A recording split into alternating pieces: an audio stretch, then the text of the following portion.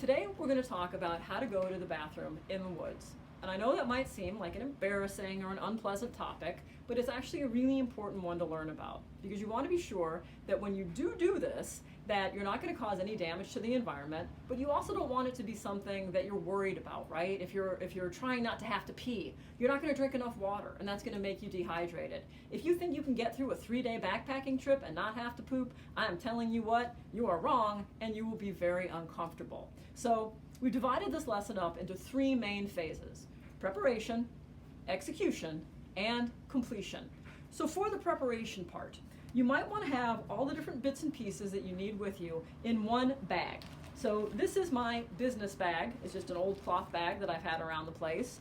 I like to avoid using a transparent bag, a see-through bag, because, it's your business bag and you might not want everybody to see your business. So what are the elements that you want to have in this bag to make it easy for you to go to the bathroom when there is, in fact, no bathroom? Well, number one, you're going to need something to wipe off with when you're done, right? And you've got a lot of options for that. One of the easiest ones is your handy travel pack of Kleenex. You might want to take some of those with you. You want to step up your game a little bit, you might decide to use something like wet wipes. And I keep mine in a Ziploc bag to keep them moist. These are, in fact, Happy Little Camper wet wipes. And they can be awfully nice to have as well, although a little bulkier to carry. Another option, if you want to be a little more lightweight and not worry about having waste that you need to deal with, is to have a bandana. And this can work for when you are peeing. You can just, wipe yourself off with it, tie it to your backpack, let it dry out in the sun, and at the end of the day, you can rinse it out really well with water and spread it out to dry. So that's a little bit more compact and packable. You will also want to have something to be able to dig a hole with, right? If you are pooping, you are not going to do it on the surface of the ground. So I like to carry this little collapsible trowel that you can get at a camping store. Nice to dig in ground that's a little bit hard, but you can bring a garden trowel. You can use the heel of your boot. You can use a stick. You can use a rock. If you have a sturdy knife that has a locking blade or a fixed blade, you can use that to dig in the ground as well. What else are you going to have in your business bag? Well, you're going to want to have some hand sanitizer. You might think, I'm in the woods. Of course my hands are going to get dirty. Why do I need hand sanitizer? There's a big difference between dirt and bacteria, and you don't want to end up with a gastrointestinal problem because you had fecal bacteria on your hands. So bring some hand sanitizer. And then last but not least, if you do not have the sort of plumbing that will allow you to stand up and pee, and you don't really like the idea of having to pull your pants down and squat down when you need to urinate, another thing that you might put in your business bag is what I call the stand up and pee. These are also called pee funnels. You can get these again at camping stores, and it is basically a funnel with a tube. If you use this, you can unzip. You don't need to pull your pants down. You don't need to squat. It can give you a little bit more feeling of security, but I do suggest that you practice with it before you leave the house. So that's your preparation right there. Now we go on to the execution. You're out with your group, you're walking in the woods. Plan ahead. You don't want to wait until the need is so urgent that you have to race off the trail, and maybe you didn't pick such a good area, right? You think about it, look around for an area that is going to be easy to get off the trail. The ground is not terribly sloping, it's not full of, brambles or poison ivy or anything like that. And make sure that you tell somebody that you're planning on leaving. Don't just think you can peel off from the group, pee real quick, and come back. Always make sure that your group leader knows that you have to call a bathroom break. Maybe have a bathroom buddy, right, that you're going to tell that you need to take a break. And don't be embarrassed about asking for a break. The chances are really good that if you need to pee, somebody else does too. And even if nobody else does, mostly people do not object to a chance to sit down, take off their packs, and have a drink of water, right? So scope out an area that looks like it's relatively secluded. You want to be at least 100 feet or so away from the path. You don't want to be close to a body of water. Don't want to contaminate it. You don't want to be close to a campsite. Don't want to be contaminating that area either. And it's never a bad idea when you get the idea of where you want to go to have a landmark, because maybe you think you're going to head straight out, but you find that you need to zigzag a little to get through the underbrush. And by the same token, once you start to leave the trail, look back and see what it looks like from where you came. And again, maybe pick a landmark. Oh, when I come back, I'm going to head for that tall pine tree with the broken branches on the left-hand side, right?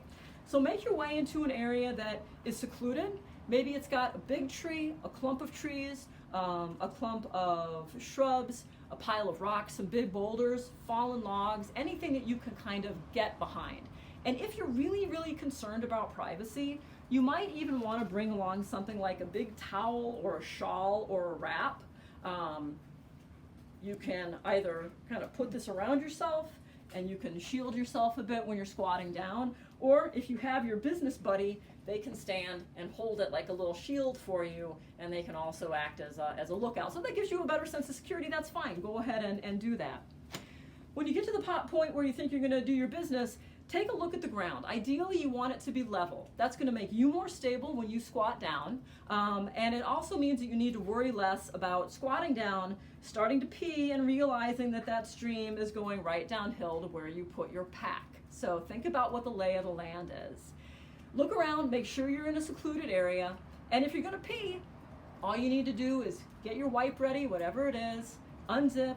If you are have the sort of plumbing where you are going to need to squat down and you're worried about your footing, you can always steady yourself with a hand on the ground. And this is also where having a large log or a rock that you can kind of lean your back or your butt against comes in really handy. It stabilizes you and you don't need to worry that you're going to fall. If all you're doing is peeing, pee, do the business, wipe yourself off, make sure that you keep that toilet paper in your hand, in your pocket. You are not going to leave it behind. If you are going to defecate, you want to use your boot heel, that trowel you brought with, whatever, to dig a small hole about as wide and as deep as your hand. If you're in a snowy area, remember, don't just scoop out a hole in the snow. That snow is going to melt. You want to dig into the soil where you can.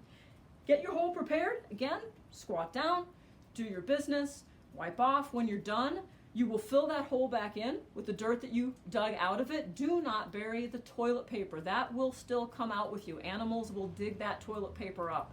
And many is the time that I've gone into what I think is a nice area to, visit a tree, and I've seen toilet paper scattered around, and it's kind of gross, and it's not good for the environment. So that's all going to come out with you. If you're in an area where maybe other people in your group are also looking for a good spot to go, or it's a well-traveled area, and you want to sort of mark that this is a spot that was used, after you kind of fill that hole in and tamp the dirt down, you can put a stick in it or maybe put a rock on top of it, just to sort of mark off that this is an area not to dig in again. In an area where you've peed, maybe you want to kick some duff or some leaf litter over it. It never hurts to maybe also in your business bag have some Ziploc bags or odor-resistant garbage bags that you can put your used tissues into, because you're going to pack that stuff out with you. Remember, leave no trace. Get yourself put back together. Make sure that you've got your pack. Do one last look around to make sure that you didn't leave anything there. Look back at the trail. Make your way back there. Let your buddy and or your group leader know that you've arrived and you're ready to move on. And that's how you go to the bathroom in the woods. Ooh, I have a question for you. What about a pristine area like Joshua Tree? Well, in some areas, you may be told that you need to pack out your waste. And in sensitive areas, high elevation areas, really, really heavily traveled areas, they might tell you that solid waste needs to be packed out as well. You can actually get what are basically little portable toilet bags. And this is about four bags in this waste kit. They are preloaded with poo powder that will solidify your poo and keep it from smelling. There's an outer disposable bag. They even come with hand sanitizer and toilet paper. So know before you go if you need to pack out your solid waste. And also, if you use these waste kits, watch the video on YouTube about how to use them. Trust me, it's very helpful.